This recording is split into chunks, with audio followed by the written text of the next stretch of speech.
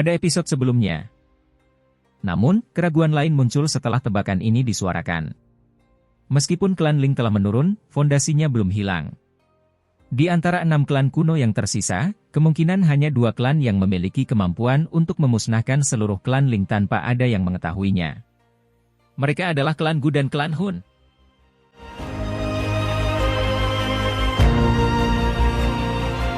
Di permukaan, klan Gu adalah klan terkuat di antara 6 klan kuno yang tersisa. Tidak ada yang meragukan kekuatan yang mereka miliki. Jika seseorang menggambarkan klan Hun, klan ini dapat dianggap sebagai klan dengan sejarah terpanjang di antara 8 klan kuno. Klan ini sudah ada sejak zaman kuno. Biasanya sangat misterius dan bahkan klan kuno lainnya tidak berani mengatakan bahwa mereka memahami dengan jelas kekuatannya. Meskipun klan Hun tidak mengungkapkan bahwa mereka adalah yang terkuat selama perang besar di masa lalu, siapapun yang mengingat peristiwa tersebut dengan cermat akan menemukan bahwa klan Hun tidak pernah dirugikan. Mereka tidak menang dan tidak kalah. Dari sudut pandang tertentu, hal itu cukup menakutkan untuk dicapai. Oleh karena itu, bahkan klan Gu tetap memiliki rasa takut yang besar terhadap klan kuno misterius ini. Kedua klan kuno ini mewakili faksi terkuat di benua Douqi. Selain kedua klan ini, tidak ada satu faksi pun yang bisa melenyapkan seluruh klan Ling tanpa ada yang menyadarinya.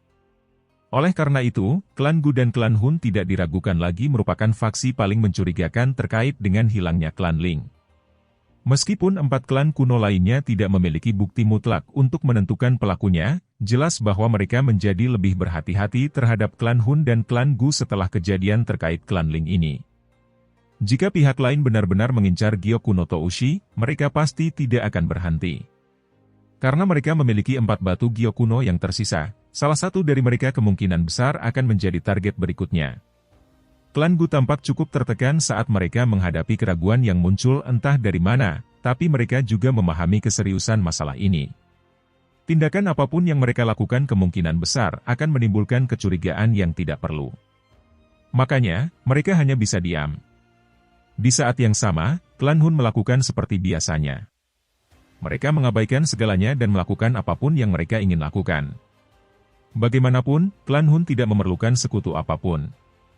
Mereka tidak peduli dengan apa yang dipikirkan orang lain. Oleh karena itu, masalah mengenai klan Ling secara bertahap diredam karena kedua belah pihak tetap diam. 6 klan kuno tidak memulai perang besar. Seiring berjalannya waktu, masalah ini sepertinya telah dilupakan oleh orang lain, namun beberapa orang menyadari bahwa perpecahan telah terbentuk di antara 6 klan kuno. Semua klan berhati-hati. Masalah klan Ling menimbulkan keributan besar di dataran tengah, namun klan kuno biasanya tidak menonjolkan diri. Makanya, keributan ini berlangsung selama setengah tahun sebelum berangsur-angsur mereda. Ada kejadian menarik yang terjadi setiap hari di dataran tengah, jadi ada banyak sekali topik untuk dibicarakan. Bahkan masalah besar seperti hilangnya klan Ling tidak bisa terus menjadi topik dominan. Menyusul berbagai kejadian menarik yang terjadi di dataran tengah, satu musim berganti musim. Sudah hampir 2 tahun sejak Xiao Yan melakukan retret. Selama 2 tahun ini, masih belum ada tanda-tanda aktivitas dari gunung dalam tempat Xiao Yan mundur. Rumputan liar tumbuh menutupi pintu batu besar itu. Selama 2 tahun ini, para murid muda yang direkrut oleh Pavilion Bintang Jatuh secara bertahap menjadi murid senior. Generasi baru sekali lagi memasuki Pavilion Bintang Jatuh untuk memberikan darah baru bagi faksi ini. Setelah retret diam-diam Xiao Yan berlangsung selama 2 tahun, bahkan beberapa tetua tamu mulai merasa sedikit pesimis. Bagian dalam gunung itu terlalu sepi. Biasanya, menerobos ke kelas Bansheng seharusnya menjadi peristiwa yang menggemparkan. Itu pasti akan menarik fenomena yang tidak wajar, namun langit bahkan tidak menunjukkan sedikitpun kejadian aneh sejak Xiao Yan melakukan retretnya. Mengingat tatapan tajam Yao Lao, dia secara alami dapat merasakan beberapa pemikiran yang dirasakan oleh para tetua ini di dalam hati mereka. Namun, dia tidak mengatakan apapun. Dia selalu menaruh kepercayaan terbesar pada Xiao Yan. Dulu ketika dia ditangkap oleh Aula Jiwa, Xiao Yan mengandalkan kekuatannya sendiri untuk mencapai dataran tengah dan menyelamatkannya dari tangan Aula Jiwa. Yang bisa diandalkan Xiao Yan untuk mencapai hal ini hanyalah kekuatannya sendiri. Sejak hari itu, Yao Lao memahami bahwa alang lembut ini, yang bersembunyi di bawah perlindungan sayapnya, telah terbang melintasi langit. Benua yang menarik dan aneh ini pada akhirnya menjadi panggung baginya. Ini adalah sesuatu yang diyakini Yao Lao tanpa keraguan. Yao Lao mengamati pintu batu besar yang ditutupi lumut di jarak yang cukup dekat. Butuh waktu lama kemudian sebelum dia mendesah pelan, anak kecil. Retretmu ini benar-benar membuat orang lain khawatir. Yao Lao. Sinar cahaya tiba-tiba melintas dari kejauhan sementara Yao Lao menghela nafas dengan lembut. Sosok cantik yang lembut muncul di belakang Yao Lao. Secara mengejutkan, sosok itu adalah Cailin. Dia menghabiskan sebagian besar waktunya selama 2 tahun ini di Pavilion Bintang Jatuh. Yao Lao telah mencoba yang terbaik untuk memurnikan berbagai pil obat dan telah mengaktifkan Pavilion Bintang Jatuh untuk mencari berbagai harta karun alam untuk Cailin. Oleh karena itu, kekuatan Cailin telah meningkat dari Douzun Bintang 5 ke puncak kelas Douzun. Peningkatan semacam ini bisa dianggap cepat. Menjadi piton penelan surga 7 warna, kekuatan tubuh Cailin lebih kuat dari tubuh Xiao Yan. Selama dia memiliki energi yang cukup, peningkatan kekuatannya tidak akan melambat. Piton penelan surga 7 warna telah menjadi eksistensi yang sangat kuat sejak zaman kuno. Dia tidak diragukan lagi memiliki keuntungan besar dalam hal bakat dibandingkan dengan pelatihan pahit Xiao Yan. Apa ada yang salah? Yao Lao menoleh setelah melihat Cailin muncul. Dia melihat wajahnya yang agak muram dan bertanya dengan heran. Mata cantik Cailin menyapu pintu batu di kejauhan. Matanya meredup saat dia mengeluarkan kartu merah darah dan berkata, ini dikirimkan oleh aliansi sungai yang mendalam. Apa itu? Yao Lao mengerutkan kening. Dia menerima kartu itu dan membukanya. 3 kata besar berwarna merah tua langsung ditangkap oleh matanya. Deklarasi perang? Senyuman dingin juga muncul di wajah Yao Lao saat melihat kata-kata ini. Matanya diturunkan. Setengah bulan dari sekarang, aliansi sungai mendalamku akan tiba di Pavilion Bintang Jatuh. Kami akan bertarung dan melihat siapa yang lebih kuat. Pemenangnya mengambil semuanya. Mereka benar-benar mengambil inisiatif untuk pergi ke Pavilion Bintang Jatuh milikku? Sombong sekali. Tampaknya iblis tua Tianming tidak bisa lagi menahan diri untuk campur tangan. Yao Lao menyipitkan matanya dan tertawa dingin. Aliansi sungai yang besar telah diam selama lebih dari setahun. Kali ini, mereka tiba-tiba mengeluarkan tantangan pertempuran dan berencana menuju ke Pavilion Bintang Jatuh kami. Nampaknya mereka harus merasa percaya diri untuk melakukan hal tersebut. Kita harus berhati-hati. Cailin menyuarakan pendapatnya.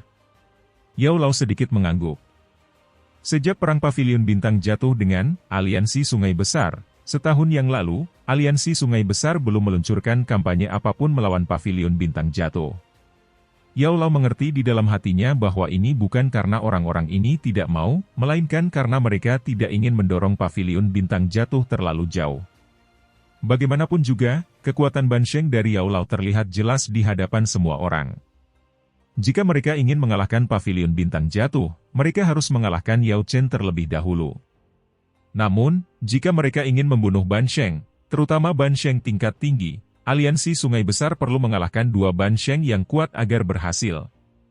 Bahkan dengan kekuatan Sekte Langit yang mendalam, mereka tidak mampu mengalahkan 2 Ban Sheng. Hanya ada seorang tetua agung dalam sekte mereka yang telah mencapai kelas Ban Sheng, tetapi iblis tua Ban Sheng ini tidak muncul selama bertahun-tahun. Selain orang ini, Aliansi Sungai Besar tidak memiliki Ban Sheng lainnya. Meskipun ada banyak sekte dalam aliansi, sekte ini jauh lebih rendah daripada sekte langit yang mendalam. Tentu saja mustahil bagi mereka untuk memiliki ahli di tingkat Ban Sheng. Jelas sekali bahwa lembah sungai es tidak mampu memproduksinya. Seorang tetua agung sekte langit yang mendalam jelas hanya mampu menandingi Yao Lao, namun tidak mungkin membunuh Yao Lao. Justru karena kurangnya kekuatan inilah, Aliansi Sungai Mendalam hanya memulai beberapa konflik kecil dan hanya memperoleh sedikit keuntungan selama 1 tahun ini. Meskipun ingin menghancurkan Pavilion Bintang Jatuh, mereka tidak dapat melakukan intervensi di area tersebut dengan keuntungan yang lebih besar. Kali ini, mereka berani mengeluarkan tantangan pertempuran, dan mereka bahkan menggunakan markas besar Pavilion Bintang Jatuh sebagai tempat tantangan tersebut. Tidak ada yang akan percaya bahwa tantangan ini bukanlah masalah. Keluarkan perintah untuk memanggil semua sesepuh yang tidak sibuk dengan tugas penting. Selain itu, perintahkan para tetua yang menjaga kota-kota utama untuk sangat berhati-hati selama periode waktu ini dan untuk berjaga-jaga terhadap serangan diam-diam dari aliansi sungai yang mendalam. Tangan keriput Yao Lao dengan lembut mengusap undangan di tangannya. Dia melanjutkan dengan suara yang dalam, selain itu, kirim beberapa mata-mata untuk mengumpulkan informasi di dalam aliansi sungai yang mendalam. Kita harus tahu mengapa orang-orang ini tiba-tiba memiliki keberanian untuk tampil. Dipahami. Cailin sedikit mengangguk. Dia sudah mengeluarkan semua perintah ini ketika dia menerima kartu tantangan. Setelah penampilannya selama 2 tahun ini, Cailin saat ini sangat dihormati di Pavilion Bintang Jatuh. Semua orang mengetahui statusnya. Terlebih lagi, Xiao yang telah ditentukan oleh Yao Lao untuk menjadi kepala pavilion berikutnya. Dengan kata lain, Cailin adalah istri kepala pavilion. Bahkan beberapa sesepuh harus mematuhi perintahnya. Ditambah lagi, setelah 2 tahun perang ini, semua orang juga mengerti bahwa dia bukan sekedar vas bunga yang dipajang. Ketegasannya yang kejam adalah sesuatu yang bahkan tidak dapat dibandingkan dengan beberapa pria. Selama periode waktu ini, tingkat kehati-hatian di Pavilion Bintang Jatuh akan dinaikkan ke level tertinggi. Yao Lao tertawa dingin. Saya ingin melihat trik apa yang ingin dimainkan oleh iblis tua Tianming. Cailin mengangguk sekali lagi. Matanya yang cantik tidak bisa menahan diri untuk tidak melihat ke arah pintu batu yang tertutup rapat. Dia dengan lembut bertanya, apakah masih belum ada aktivitas darinya? Yao Lao sedikit terkejut. Dia mengangguk lembut dan menatap mata Cailin yang agak redup. Dia tertawa, tidak perlu khawatir. Tidak akan terjadi apa-apa padanya. Menurut tebakanku, dia akan berhasil keluar dari retretnya segera. Cailin tertawa getir. Dia sudah cukup sering mendengar kata-kata ini selama 2 tahun ini. Ayo pergi. Masih banyak hal yang perlu kita lakukan untuk mempersiapkannya. Aliansi Sungai Besar datang dengan niat buruk. Yao Lao melambaikan tangannya. Setelah itu, dia berbalik dan perlahan pergi. Mata cantik Cailin menatap pintu batu itu. Sesaat kemudian, dia akhirnya menghela nafas, berbalik, dan mengikuti Yao Lao. Namun, tidak ada yang merasakan lumut di pintu batu besar itu bergetar segera setelah mereka berdua pergi. Garis kecil tiba-tiba muncul di pintu batu. Pavilion Bintang Jatuh tidak diragukan lagi berada pada kondisi paling aman tahun ini karena hari ini adalah hari yang disebutkan dalam kartu tantangan yang berasal dari Aliansi Sungai Besar. Pavilion Bintang Jatuh masih tidak tahu mengapa Aliansi Sungai Besar akan meluncurkan kampanye besar-besaran, namun terlepas dari apa kasusnya, Pavilion Bintang Jatuh tidak akan mengungkapkan rasa takut apapun di depan orang lain.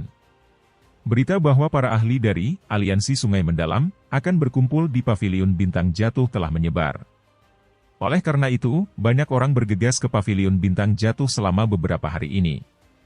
Semua orang paham bahwa konflik yang dialami selama 2 tahun ini telah menyebabkan Aliansi Sungai Mendalam dan Pavilion Bintang Jatuh benar-benar menjadi musuh.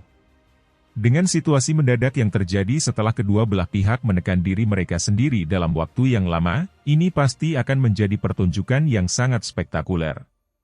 Banyak ahli tentu saja tidak mau melewatkan situasi menarik seperti itu. Pavilion Bintang Jatuh tidak mengambil tindakan apapun untuk mengusir orang-orang yang bermaksud menonton pertunjukan tersebut setelah mendengar berita tersebut. Sebaliknya, hal itu memberi Pavilion alasan untuk mengirim para ahli untuk mengawasi orang-orang. Siapapun yang bertindak tidak biasa akan diperlakukan seperti musuh dan dibunuh. Seiring dengan meningkatnya antisipasi banyak orang, hari yang tertera di kartu tantangan perlahan tiba. Ada sebuah gunung yang sangat tinggi tempat aula utama Pavilion Bintang Jatuh berada. Lereng gunung itu sangat curam dan berbahaya. Sulit bagi orang biasa untuk mendakinya. Apalagi puncak gunung itu seakan-akan telah dibelah dengan kapak. Area ini telah diubah menjadi alun-alun yang sangat luas dan halus. Tempat ini adalah tempat Pavilion Bintang Jatuh menerima tamu. Saat ini, banyak orang berdiri di dalam alun-alun yang padat ini. Banyak aura kuat yang muncul dan menyebar ke seluruh langit. Semua orang tahu bahwa Pavilion Bintang Jatuh telah menjadi tempat yang sangat berbahaya. Selanjutnya, orang-orang di alun-alun menunggu para ahli dari Aliansi Sungai Mendalam tiba. Yao Lao berdiri dengan tangan di belakangnya di tengah alun-alun. Matanya tenang. Cailin, Xiao Yi, King Lin dan beberapa tetua tamu pavilion bintang jatuh berdiri di belakangnya. Barisan ini cukup membuat heboh beberapa pengamat di sekitarnya. Kami tidak berhasil memperoleh banyak informasi intelijen terkait operasi Sungai Mendalam kali ini. Dikabarkan bahwa bahkan beberapa tetua di Aliansi Sungai Mendalam tidak tahu mengapa mereka menyerang kali ini. Cai Lin tiba-tiba berbicara sambil melihat ke arah pintu masuk ke alam bintang. Iya. Yao Lao sedikit mengangguk. Mereka terlalu terdesak waktu. Memang agak sulit mendapatkan informasi rahasia. Alam bintang telah memasuki kondisi siaga tinggi. Beberapa murid yang lebih lemah telah dipindahkan dan sebagian besar tetua telah dipanggil kembali. Cai Lin dengan lembut melaporkan. Semuanya sudah siap. Kami hanya menunggu Aliansi Sungai Mendalam datang. Yao Lao mengangguk lagi. Dia baru saja akan berbicara ketika matanya mengeras. Dia melihat ke pintu masuk alam bintang dan dengan samar berkata, mereka ada di sini. Hati semua orang yang hadir menegang setelah mendengar perkataan Yao Lao. Mata mereka tertuju pada pintu masuk alam bintang. Sebuah lubang besar perlahan terkoyak di ruang itu. Segera, aura mengerikan secara brutal menyerbu ke dalam dunia ini seperti binatang buas yang jahat. Tawa samar yang dipenuhi dengan hawa dingin yang gelap bergema di dalam dunia bintang seperti guntur yang menggelinding. Yao Chen, sudah bertahun-tahun sejak terakhir kali kita bertemu. Apa kabarmu? Setelah mendengar suara seperti guntur bergema di udara, seseorang dapat melihat sejumlah besar orang berkerumun melalui celah spasial. Mereka segera berubah menjadi banyak sinar cahaya yang muncul di langit di atas alun-alun dalam beberapa kilatan. Sementara sekelompok besar orang ini bergegas ke alam bintang, douki di dalam tubuh semua tetua pavilion bintang jatuh mulai beredar dengan tenang. Mata mereka dipenuhi dengan kewaspadaan. Yao Lao perlahan mengangkat kepalanya. Matanya melihat ke tempat pemimpin kelompok besar itu. Sesosok manusia berjubah abu-abu gelap berdiri di langit di tempat itu. Orang ini memiliki rambut beruban panjang, dan wajahnya tidak banyak kerutan. Jika bukan karena aura tua yang memenuhi mata birunya yang berkilauan, tidak ada yang akan menganggapnya sebagai iblis tua yang telah hidup selama ratusan tahun. Sekilas, orang berjubah abu-abu ini tampak sangat biasa. Bahkan aura di dalam tubuhnya seperti orang biasa. Keseluruhan pribadinya tampak sederhana, tetapi semua orang mengerti bahwa orang yang dapat berdiri di sana pastinya bukanlah karakter yang sederhana. Iblis tua Tianming, tidak disangka kamu masih hidup. Mata Yao Lao berhenti pada sosok berjubah abu-abu ini sambil perlahan tertawa. Haha, bahkan orang sepertimu, yang hanya memiliki jiwa tersisa, bisa dihidupkan kembali. Bagaimana aku yang dulu bisa mati dengan mudahnya? Sosok manusia berjubah abu-abu itu tersenyum setelah mendengar jawaban ini. Suaranya tenang saat dia berbicara. Yao Lao mengangkat kelopak matanya. Dia mengabaikan iblis tua Tianming dan mengalihkan pandangannya ke kelompok besar di belakangnya. Jelas sekali bahwa para ahli dari Aliansi Sungai Mendalam, semuanya telah datang. Setidaknya ada 100 orang yang hadir, dan sekitar setengah dari kelompok ini memiliki kekuatan Douzun. Barisan ini, bersama dengan iblis tua Ban Sheng, Tianming, dapat digambarkan sebagai sesuatu yang menakutkan. Barisan ini mungkin tampak luar biasa kuat, tapi jelas tidak cukup jika seseorang ingin mengandalkan orang-orang ini untuk menghancurkan pavilion bintang jatuh. Setelah pengembangan selama bertahun-tahun, jumlah ahli di pavilion bintang jatuh tidak kurang dari jumlah di Aliansi Sungai Mendalam. Selain itu, Yao Lao juga seorang elit Ban Sheng seperti iblis tua Tianming. Pavilion bintang jatuh dan Aliansi Sungai Mendalam mengalami kesulitan untuk hidup berdampingan. Pada akhirnya, diriku yang dulu harus melangkah maju. Yao Lao, karena kami adalah kenalan di masa lalu, selama pavilion bintang jatuh Anda menarik diri 500 km dari wilayah Aliansi Sungai Mendalam dan berjanji untuk tidak memulai konflik apapun dengan Aliansi Sungai Mendalam di masa depan, Aliansi Sungai Mendalam akan mundur hari ini. Suara samar iblis tua Tianming ditransmisikan melalui udara, menyebabkan ekspresi banyak pavilion bintang jatuh berubah. Kamu pasti sedang bermimpi.